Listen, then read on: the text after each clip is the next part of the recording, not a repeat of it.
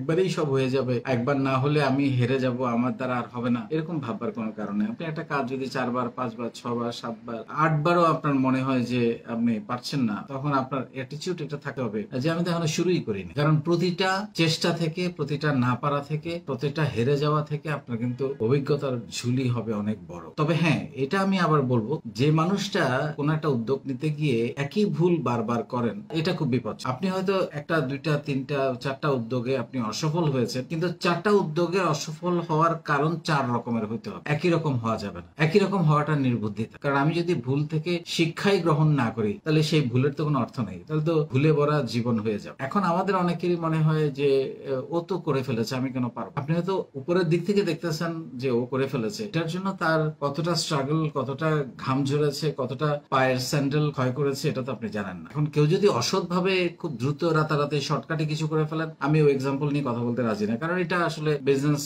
পলিসির মধ্যে পড়ে না। আমরা যেটা বলছি, ইন জেনারেল আপনি কোন একটা ব্যবসা করবেন, সেটা ছোট হোক, মাঝারি হোক, বড় হোক, যেটাই হোক, সেটা একবারে সবকিছু হয়ে যাবে। তো সেই জন্য আমি যেটা বলি, কারণ আপনি যদি বারে বারে অনেক টাকা, লাখ লাখ টাকা লস করেন, আপনি কিন্তু বসে যাবেন, ধসে যাবেন, ধ্বংস হয়ে যাবেন, এমন অবস্থা হবে আর ঘুরে দাঁড়াতে পারবেন। সেই জন্য আমি সবসময় বলি যে আপনি শুরুটা করেন খুব অল্প টাকা, 5,000, 10,000, 20,000, সর্বোচ্চ 50,000, এর মধ্যে আপনি শুরু করেন। তাতে আপনি ট্রায়াল এরর করতে বা ট্রাই করতে বা ফেল মারলেও আপনার ঘুরে দাঁড়াতে কিছুটা সুযোগ তৈরি হবে। টাকা থাকলেই কিন্তু আবার ব্যবসা হয় না। অনেকের কাছে টাকা আছে, তারা কিন্তু বিজনেস আইডিয়ার জন্য অন্যদের ধর্ণা দিচ্ছে। তো টাকা থাকলেই ব্যবসা হয় বা ব্যবসা সবাইকে দিয়ে হয়, এটা আমি মনে করি না। ব্যবসা করার জন্য কিছু আলাদা উদ্যম লাগে, আলাদা সাহস লাগে, ঝুঁকি নেওয়ার মতো অ্যাটিটিউড লাগে। অনেকে মনে করেন চাকরি সেফ, ব্যবসা ঝুঁকিপূর্ণ। আমি তো বলবো এটা খুবই ভুল একটা বিশ্লেষণ। চাকরিও ঝুঁকিপূর্ণ, ব্যবসাও ঝুঁকি। কারণ আমি অনেকবার বলেছি, চাকরিতে যদি আপনি ভ্যালুয়েট করতে না পারেন, সেলস বাড়াতে না পারেন, ইম্প্যাক্ট তৈরি করতে না পারেন, আপনার চাকরিও থাকবে। ব্যবসা একই জিনিস, আপনি যেটাই করতে চান না কেন, ব্যবসার মধ্যে